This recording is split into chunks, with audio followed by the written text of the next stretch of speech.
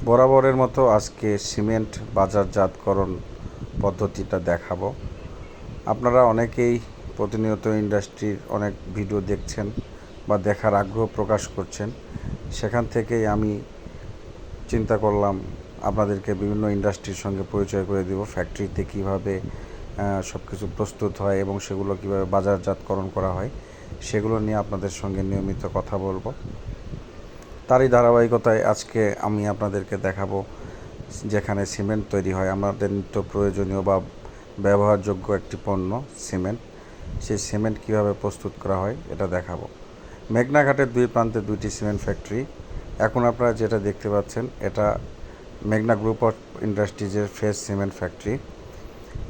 এটা সিমেন্ট তৈরি হওয়ার পরে সেগুলো অটোমেশনের মাধ্যমে সরাসরি এসে নদীতে থাকা জাহাজে পড়ে।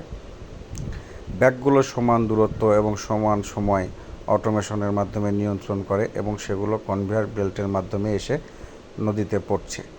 নদীতে শুধু একজন মানুষই আছে যে শুধু ব্যাগগুলো সাজাচ্ছে।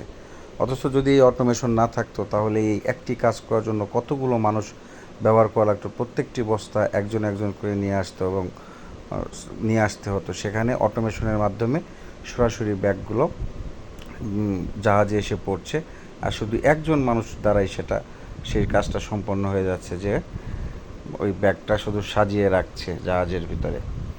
সিমেন্টগুলো তৈরি হওয়ার পরে বড় বড় সাইলোতে স্টোরেজ করা হয় এবং সেখান থেকে সেগুলো ব্যাগিং সেকশনে যায়।